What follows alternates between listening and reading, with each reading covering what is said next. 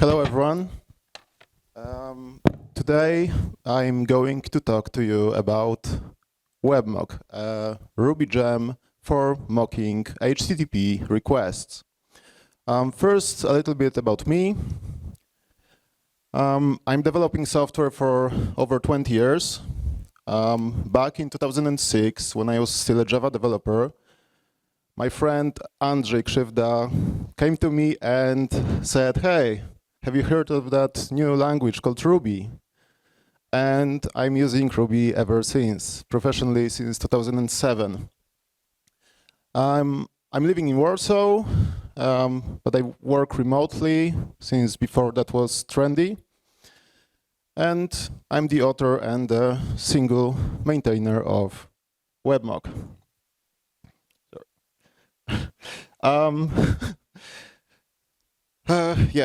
Today I'm a little bit stressed because it's my first presentation in 14 years. After seeing all these great presentations today, I feel that the bar has been raised. And yeah, being the final speaker of the day is a special experience. So, this is also my second presentation about Webmock. The previous one was in London 15 years ago. And I was still stressed. Nothing has changed. And after seeing David Hellas speaking yesterday about all these formal languages, I thought I also want to have a slide about something I learned at my university, Wrocław University. And I thought about extrapolation. So I have extrapolated when my next talk about Webmock will be.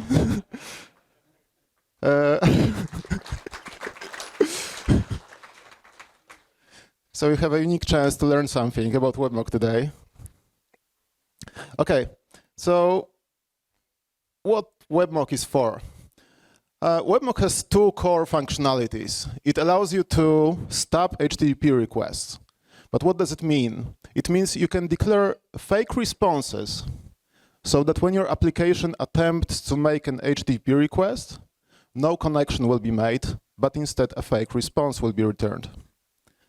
And second functionality it offers, it allows you to verify that HTTP requests have been executed, whether stopped HTTP request or a real request.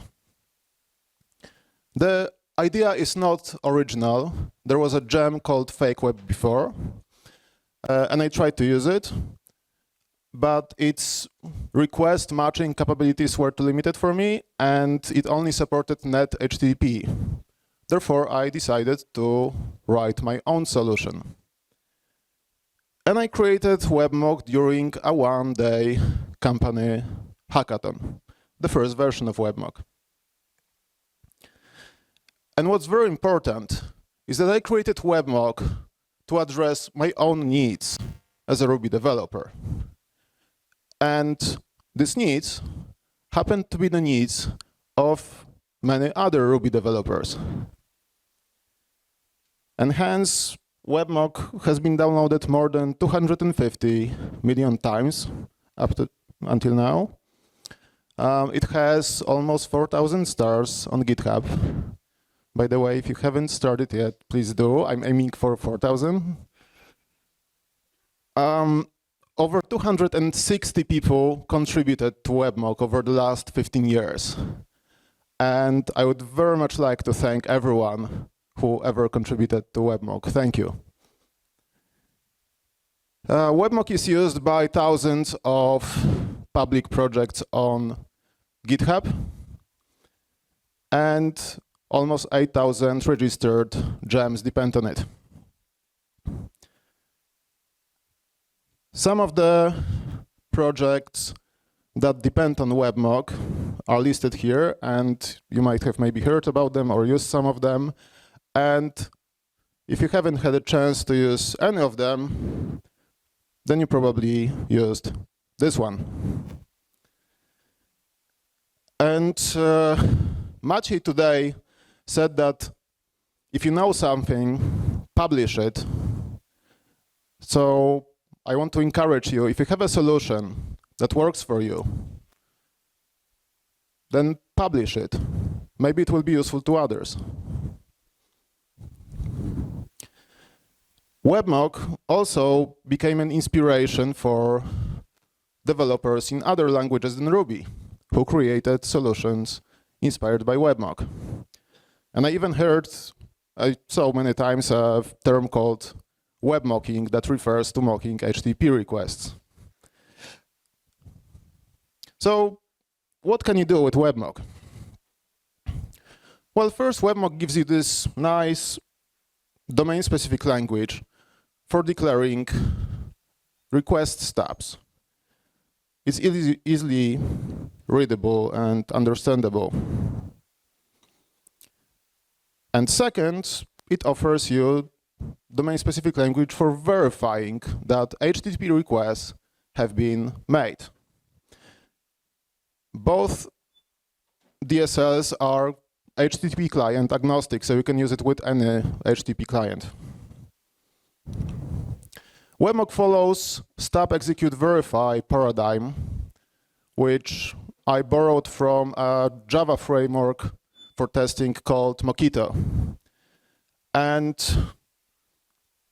it separates the stubbing phase from verification phase, which you might find different, for example, to what you get with RSpec, where a single expect declaration defines both the stub and the expectation. Here the steps are separated, which allows us to stub without verifying or verifying without stubbing. Webmock offers request callbacks. And with these callbacks, you can record requests. There is a gem called VCR for recording web requests, HTTP requests, and it uses Webmock under the hood. Webmock offers many features when stubbing. You can, for example, stub requests to timeout, or you can stub requests with basic authentication, or you can even replay raw responses recorded with curl.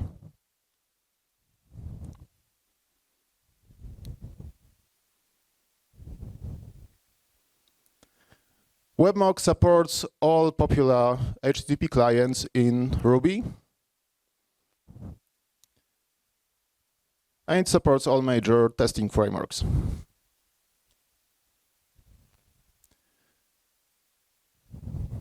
But then you might ask, why mocking HTTP requests at all? Why should we care? Well, first, it allows you to run your tests without having an internet connection. So if any of you, like me, arrived here by train and have been working on a train, know that this is a useful feature. If you misconfigure your testing environment and accidentally set production credentials, with Webmock, your tests are not going to make any, for example, delete requests on a production third-party API. You always get stable environment for running your tests. So even if a third-party service is down or temporarily returns 500 responses, your tests are still going to go through and pass. And you get fast tests, so you don't have to wait for any API delays, network delays. Your responses are instant. You can also test all various test cases, like different status codes, different error responses, and see how your app reacts to them. And all this test setup is done in Ruby files. But mocking HTTP is not only useful for test environment. So you can actually define your request stubs in development environment and work offline. You can also set request stubs for various scenarios and test your app manually, simulating various scenarios. And the feature I have used many times in the past is it allows you to develop without actually having access to a third-party API. So once I worked on a project which, when started, heavily relied on a third-party API from the beginning, and yet we have received access to it about after a month and a half. We just read the documentation, the API specification, created some stubs, and we're ready to go. And you can do the same in staging environment to demo the features that have been implemented, even if you don't have access to the external API yet. So this is how a sample Rails initializer for development and staging environment can look like.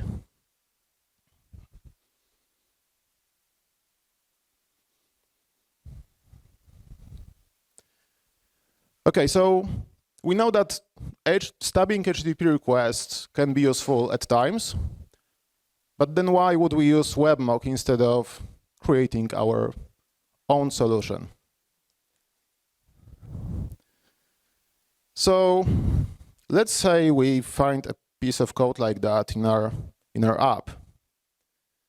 It makes an HTTP request with basic authentication. And we are supposed to make a change to it. So we search for a test because we do test first, right? And we change the test first, and then we change the behavior. So we find the test, and the setup looks like that. It's completely unreadable. So what do I do first? Well, first I do git blame and find the person who did it. And then I realized it was me 5 years ago. Happened many times. And then I take Webmock and I change my test. And the setup is way simpler.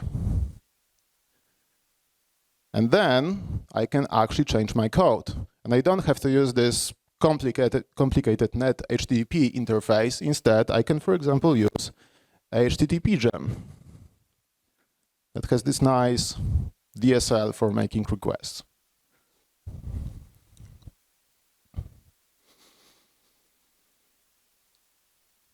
Webmock is great for TDD. So you can write your tests first, focusing on the behavior, on testing the behavior. You don't have to think about what library am I going to use, or even what methods I'm going to call on that library with what parameters. I just want to define the behavior, the expected behavior, that HTTP requests will be made and certain response will be returned. That's all I focus on. I'll think about the implementation later.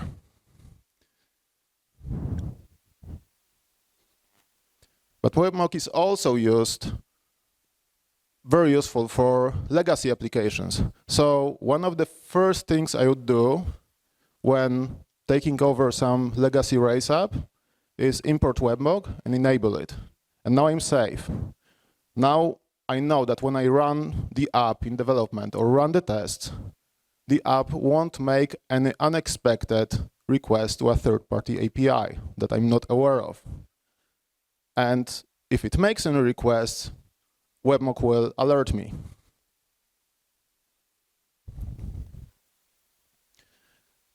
Webmock allows me also to define request stubs with unescaped versions of the URL. And I find this feature very useful for having readable tests. Escaped URLs are way more difficult to read.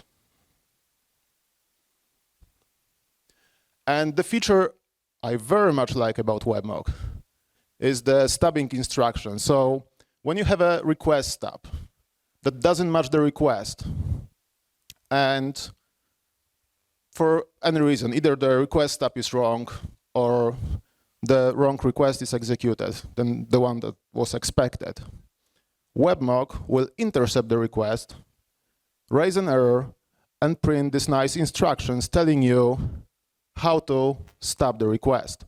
It will also tell you what are the currently registered request stubs.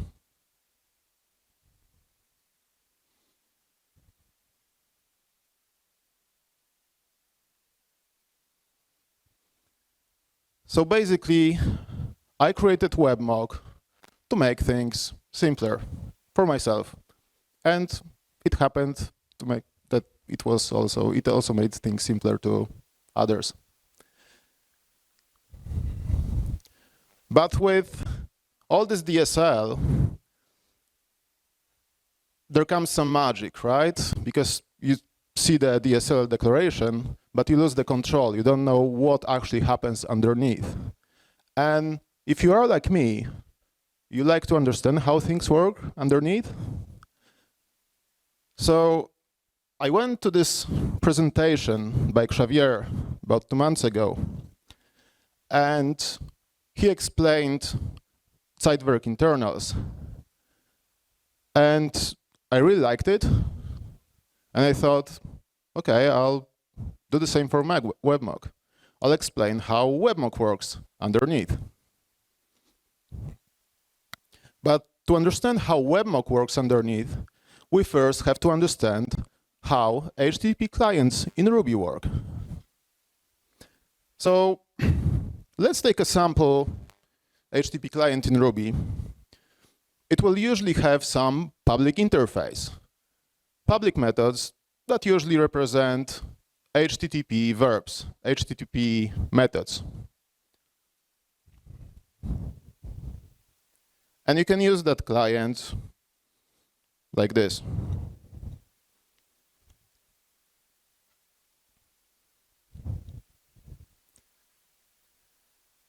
But these methods are usually very simple, right? They don't do much. They usually call some private method that does all the heavy lifting. So let's see how that method might look like and what it does. So first, it will build the request. It will parse the headers, parse the URL, add any default headers. Then it will create the complete request object. If HTTP client supports it, it might run some request middleware on it. And after all the request data is complete, it will send it through TCP or SSL connection. And when a response is received from that connection, it might run some response middleware on it and return the final response. And that's it. That's how a typical HTTP client works. Of course, there are many differences, right? So there are asynchronous clients where the flow is slightly different. There are clients who use curl C bindings, right? Instead of talking to TCP or SSL connection directly, talking to sockets, it will use the C bindings underneath. But more or less, this is how typical HTTP client in Ruby, how it works. So now that we know how HTTP clients in Ruby work, we can understand how Webmock works internally. So let's first focus on stubbing. What happens when we actually call stub request?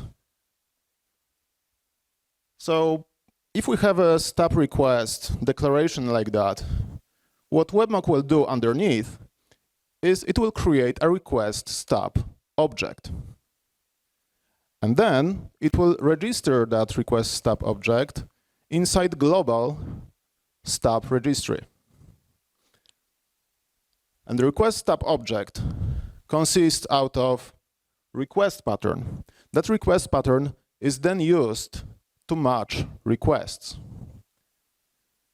And it also contains a collection of fake responses that will be returned if if our stub's request is matched. And stub request method returns the request stub itself. And this is very useful because we can then chain additional calls. So we can call with on it. And with some body and headers, will extend the request pattern with additional criteria. So from now on, our request stub will only match requests that have body of foo and content type JSON header.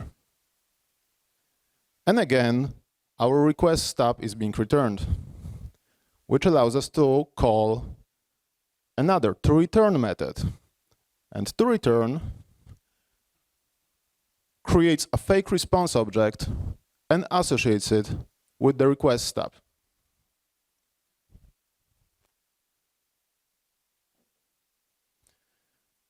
Okay, so how does registering callbacks work? This is way simpler.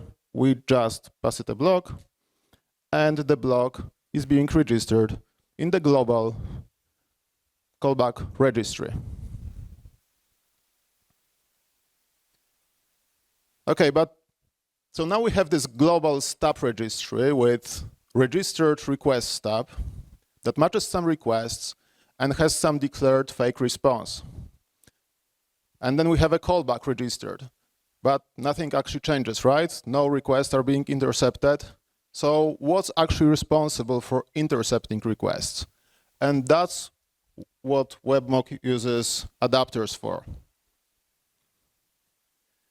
So Webmock has implemented adapter for each of the HTTP clients in Ruby. One adapter per client. So let's implement an adapter for our sample HTTP client. What will it do? Well, first, it will create a copy.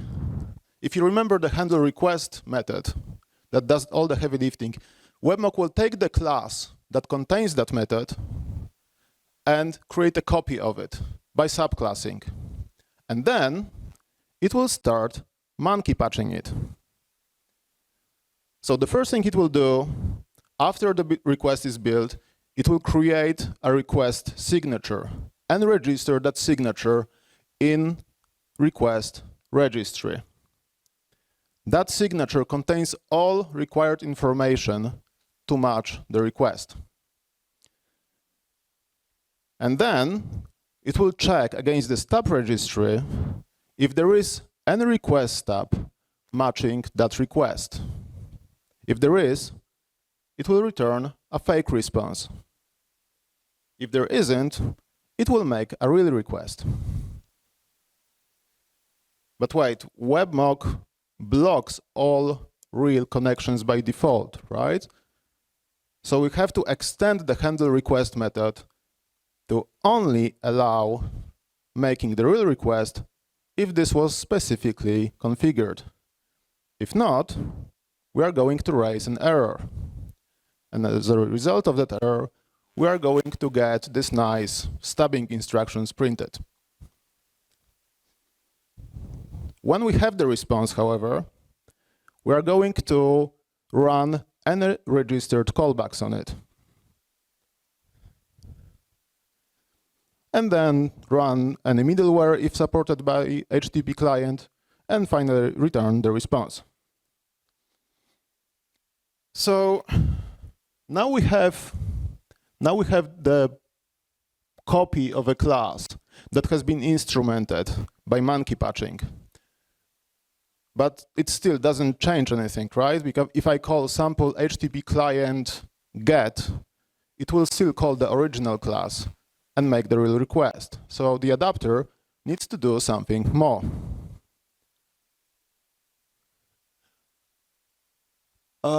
So let's reiterate how handle request works first. It first builds the request. It creates the request signature and registers it in the request registry. If a request stub is found that matches that request, a fake response is being used.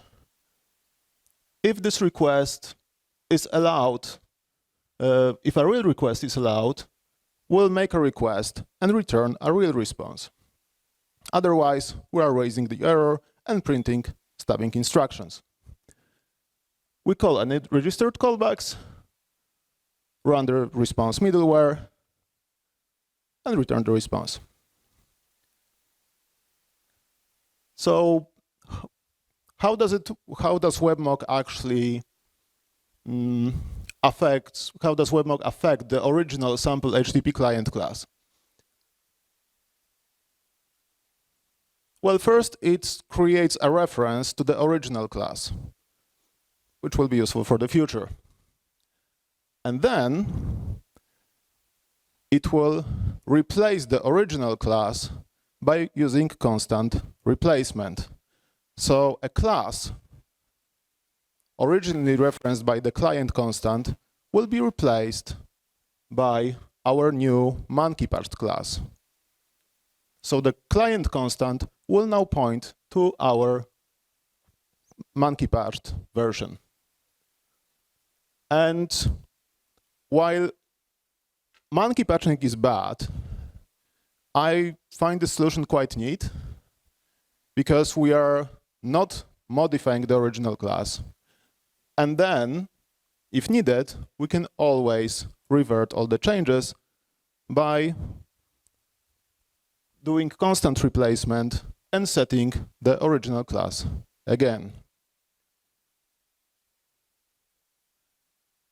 So now, if we enable Webmock, this will enable the adapter and replace the original class with our monkey-patched class. Then when we call stub request, it will register the stub in the stub registry with a fake response declared. When we execute the request, a fake response from the registry will be returned. And now we can do something more. So if you remember the request signatures that we have been registering in the handle request method,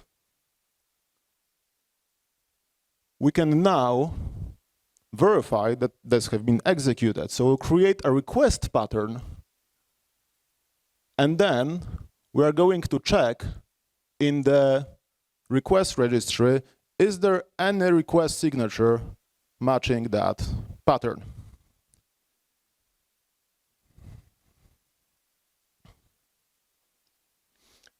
And this is how Webmock works.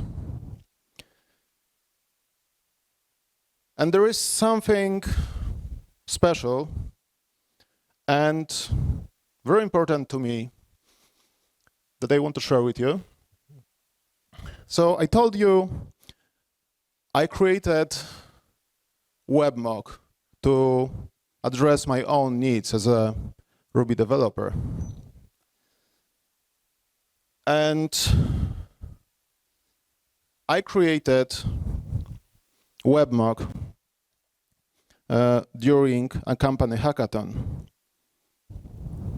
But it wasn't just any company and not with any people. Back in 2009, I lived in London and I worked for a company called New Bamboo. And New Bamboo was a team of very passionate developers. And we at New Bamboo called ourselves Bambinos. And I believe each of one was very proud of being part of this team. I was very proud.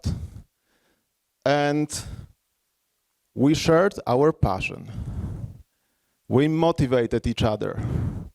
We inspired each other. We supported each other, and we encouraged each other. And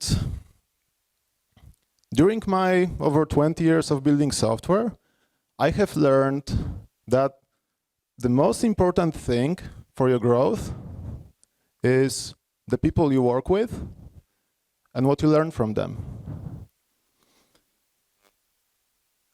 And when Linus Torvalds said that Ruby people are strange, I believe he was right. Because to me, Ruby was always not only about the nice code, not only about Rails. It was mainly about the people. The people who share their passion. The people who inspire each other. The people who are friendly. The people who are motivating each other. And the people who are nice to each other. And this event here, this conference, Wrocław RB, is the essence of it. So I would very much like to thank everyone who organizes Wrocław RB, or whoever organized Wrocław RB. Because what you guys are doing is really important for our community. Thank you.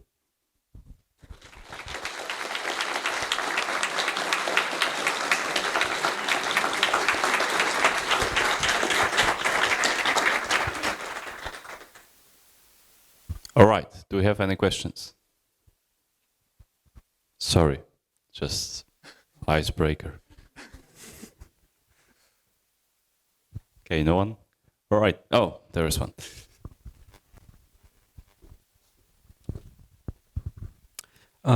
First, I just would like to thank you because I've been using Webmock for, I think, since the first version you pushed. Like, as long as I remember, I've been using Webmock and still use it today, so that is great. I just would like to mention, like, something that is very important with Webmock is to know when the mock is not valid anymore, right? So on the applications that I used that dealt with that, we've been doing contract testing to know when things changed and then the mocks had to be updated.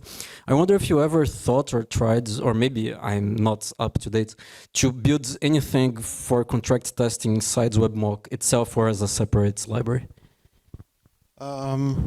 No, I have not. But yeah, the scope of the scope of stub validation is actually something that's constantly on my mind. So the fact that Webmock uses global registries is a problem, right? Because you have to either reset them or keep using them. So it's not trivial to say, oh, I want this mock to only be valid within this scope or within this thread. And this is something that I hear now and then from Webmock users, that they would like to reduce the scope, and hopefully some next Webmock major version will support that. Thank you. In the other words, Bartosz is saying that he needs contributors. Yes. Okay, there's one more question.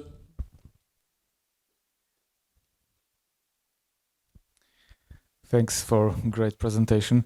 I wonder, because Webmock depends, not depends, it cooperates with various HTTP libraries. And I wonder, how do you follow the changes in those libraries to make sure that Webmock correctly monkey patches them? Yeah, so Webmock tries... Thank you for that question. Webmock tries to be up to date with the latest versions. So the Webmock gem file doesn't have hard-coded versions or any version restrictions, so the test suite will always update to the latest version of a gem when testing, which which means that some old versions might not work with Webmock anymore, and Webmock tries to always be up to date with the latest version of HTTP Gem. But no, there is no automated system for that. So I usually learn that there is incompatibility by either rerunning the test suite or by people raising issues. But often what will happen is people will open an issue in the HTTP client repository first, and the maintainer of that specific gem will then submit a pull request, or someone from the contributors will submit one, or they will just raise additional issue on Webmock. Please fix it. This kind of issues are usually served first because they affect people. Like, this is emergency. Okay, there's just one more chance to ask a question. Anyone? Okay, I see no one. Okay, ladies and gents, Bartosz Blimke once again.